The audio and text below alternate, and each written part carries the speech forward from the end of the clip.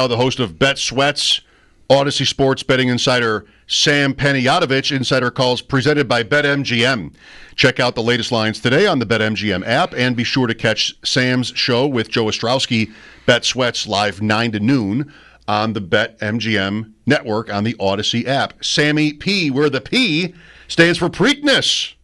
Or does it? Oh, yeah. I mean, it could really stand for whatever you wanted to on any given occasion, I guess.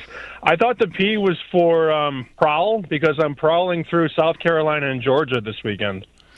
Yes, so let's talk about the picture. Sam has just tweeted a picture of some shrimp at a place are you in Augusta right now, or is this from... Yeah, on the way to Atlanta. So they call that the flight. It's at this place called Beamy's. You get 3 shrimp dishes, a jambalaya, a gumbo, and shrimp and grits.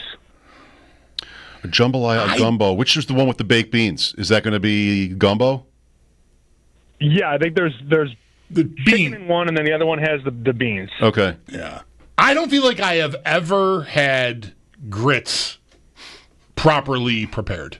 Yeah, and you don't want them either. I'm not sure I know that. Like, I think I might want to try. Like, if I were with you on this trip and someone said you got to have the shrimp and grits, I think I would want to try it, just on the chance that, like, I've only had it maybe a half a dozen times in my life, and I just don't. It never really took for me. But I wonder if I just have not had the stuff. There's a My Cousin Vinny joke in there somewhere. I don't remember the exact line, but when they're arguing about the grits cooking faster in your kitchen. Right. Yes. Look, the laws of physics. The first move, if it's me and you, I'm getting you a fishbowl with, like, blue alcohol in it. Then we can do the grits. But, I mean, no, you're a fishbowl guy. I know that about you. I think the other two are 1A, 1B. They both look great. I would not be interested in the grits one. That's just not the corn. I would want to experience it, sandy. But I know I love gumbo, and I know I love jambalaya. So, like, there's no question I'm going to enjoy those. I would want to experience, like, the authentic grits thing. But can't go wrong here. Can't go wrong here, Sam. How'd your night turn out last night? Good. What's that? How'd your night turn out last night? Oh, it was great. It was great. Did the old-fashioned $20 bartender trick at the wedding, which is a must. If you don't do it, what's wrong with you? By the end of the night, shots are flying. That's how it goes. Yep. What is that, a $20 tip right away? Right away, yeah. Open bar, let's prime the pump here. Like, you want this person to see you coming, and so hit them up right away. Because, Sam, I think we were communicating, I think, via Twitter mostly on this. My experience knowing, maybe too many bartenders a little too well over the years is that people who tip might not realize how many people don't. Especially at a thing where, it's free, it's open bar, I don't have to do anything. Yeah. And so if you come flying in with a 20, when the doors open, man, that person is going to remember you. You'd like to think so. I picked it up, actually, on the other side, because I used to 10 bar in Chicago. Right. And my best customer would come in every Sunday. He would give me a 20 right off the rip, and I would make sure that he was always ready to go. When his Stella was getting low, I was ready to back him up, and he would hand me a 20 on the way out. But he started up front with a 20 and ended with a 20, and trust me, I made sure he was good at all times. Even if I was slammed to the gills, right, he was good to go. Smart. Makes, just simple game theory type stuff here. Just right. Very smart. Right. So, do you have a Preakness take here? Dare I ask? I'm not sure that's necessarily top of mind. There's Celtics, Knicks. We're talking NFL win totals in here these days. Baseball, the Leafs might be NHL. a hot topic tonight too. At least here. I don't know if Sam's thinking about it while he's in Georgia/South Carolina. But so I can go really wherever you want. We do have some goods on the Preakness. Now, you're not going to like that I'm going to tell you to play the favorite, but journalism should win. I'm also not really fazed by him running again, because you have a lot of the horses that ran in the Derby not running in the Preakness. Journalism had to go through the mud. Like, it was one of the worst trips for a horse, and he still almost got there. I was more impressed with Sovereignty than I was unimpressed with journalism. But the two horses that I'm trying to build around here, guys, I like the two to win. I'm going to do an exacta 2-1 and 2-3, and then an exacta box 1-2-3. So I need one of those two horses to finish first and second. That's sort of where I'm at. We had Eddie Olczyk on the show this week. He likes the 8, Clever Again. I'm not there. Not to say that I'm smarter than Eddie. I'm not even going to go there. But I've heard people kind of warm towards this 8 horse, Clever Again. I'm staying on top though. I like the way the 1 is going to lead. And I'm sort of 1, 2, 3. Those are my 3 horses in this race that I'm going to try and build around. How much does if you know, or have an somewhat educated guess, which I would bet you do, how much does the Kentucky Derby winner not being in the Preakness draw down, like pull back on the amount of action that people, because the interest I think kind of wanes if the Triple Crown isn't in play. It's a good question. What I can tell you is that the Masters and the Kentucky Derby are the best for handle every single year. But then I'd be lying if I didn't say that people are tired of losing $100, and then they're like, all right, well that was fun, and then I lost all my money at the Masters and at Kentucky Derby. So people do tend to shut the water down after the first huge event in both golf and in horse racing. But I think the casual observer is just sort of like, wait a minute. The horse wins the first one, it's the Triple Crown, and then doesn't go for the second. That's sort of weird, but, the horses can't speak, guys, and clearly that horse has been through it. Bill Mott's a Hall of Fame trainer. If he doesn't think the horse is ready to go, then it's not ready to go. I mean, think about how much money those guys make that own those Triple Crown horses. I mean, all those horses do is just breed the rest of their lives. Those are $1 million horses. Yeah. And, just millions per breed. And it's something that you would have to believe if the horse was ready, he would be running. But those factors combined with, people already probably lost money at the Masters and at the Derby, there's not that same appetite at the Preakness and the Belmont. Makes sense. Imagine, the Grand Slam, say in golf, is so rare, but imagine like McIlroy being like, yeah, just going to skip the PGA Championship. I'm just going to rest. I'll get ready for the Open, whatever.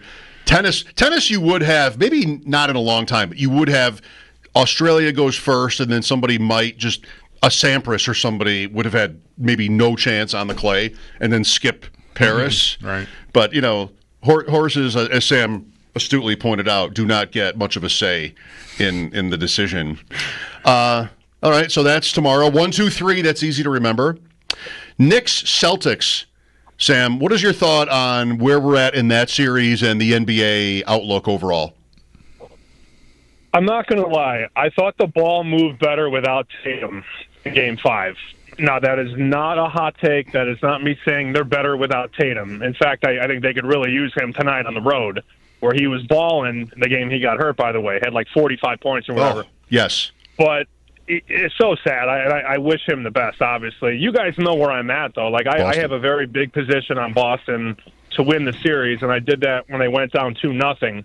I feel like it's a bet I'm accepting loss on. Like, I expect to lose it. But if I can find a winner here, I'd be very happy. I mean, if they win tonight, I think they win in 7, going back home to Boston. Because then all the Nick doubt creeps in, and, that's a franchise that hasn't exactly been great in these big moments. But this is a legacy game for a guy like Jalen Brunson. I think a lot of people talking about the series make it about the Celtics, good or bad. This kid could come out tonight, score 35, and take his team to an Eastern Conference final. I expect him to have a big night. I hope he's just 1 point less than Boston, right? I hope Boston squeaks by and makes it 7. And I'll go Monday. I'll go hang out for the game and maybe win some money. But I am nervous about a big Brunson night. I am, no doubt. Oklahoma City is about even money to win the championship. Does that? You're not going to bet that at that price. That's not the Sam we know. But does that feel right? It does. I don't know. I don't know that it's a layup. They get by Denver. I was actually looking at Denver yesterday morning. We were doing it on the show talking about the finals prices, and Denver going into Game 6 was 30-1. And I threw it at Joe, and he's like, man, it'd be nice to have Jokic in my corner 30-1. Now, we didn't do it, and now that price is nowhere near 30 going into Game 7. I think Oklahoma City is going to be a very popular money line play. Like most people that bet the NBA are going to have either the Thunder on the money line or the Thunder minus the points in Game 7. I know the house needs Denver, and the house would celebrate if Denver could win that thing outright. Is Oklahoma City on the verge of doing something that's never happened? Is it 60 wins and not getting past the second round? Like if they lose Game 7 tonight, I think they will make history Sunday with not getting to a conference final. Is it 60 or it might be whatever their total was this year? Like it's the most wins a team's ever had if they don't get past the second round. It could be. That sounds like something that lines up because they won, I believe, 68 games. Yeah. Maybe it was 60. Maybe it was 65. Yeah. And then the other part of that conversation, Bulldog, if they do choke, it would be a choke if you lose Game 7 at home. I'm sorry, it would be. Mm-hmm. Imagine the possibilities for them in the offseason because then they're going to go out and try and get better. And they have the assets and the picks where they can flip multiple, nice assets to get maybe a Giannis who's on his way out of Milwaukee likely. And then you got the Spurs with Wembanyama and Castle, and they got the 2 pick. Are they going to get aggressive? This West, guys, is turning over quickly. The Lakers are old. They're never going to win again with LeBron. It's not going to happen. And now the Warriors got, 3 guys that are over 100 years old. And Draymond, Jimmy, and Steph Curry. Those guys are old now. Steph Curry's 37. That's an old 37. A lot of miles here. You're going to see the next few years, guys, Oklahoma City, Houston, San Antonio, those teams have a lot to build on. Have you given much thought to NFL awards, Offensive Rookie of the Year, that kind of thing? I did that Hampton, which I think we talked about a couple weeks ago, the running back from North Carolina, who is a Charger back now. I think him at 15-1 is a great bet. Nakua will get my money for Offensive Player of the Year. It's his room now. That's his show in Los Angeles, and as Stafford and McVay are there, he's gonna have a huge year. I did, by the way, off the top. Was Shefty saying the Patriots are gonna be good this year? I couldn't tell. There were 2 comments. The first one was seemingly benign, like they'll be underrated or something. I mean, their win total is closer to 500. When I heard that, I'm like, you want to say they're going to have like a really good year if you're going to make that take, and then he kind of did.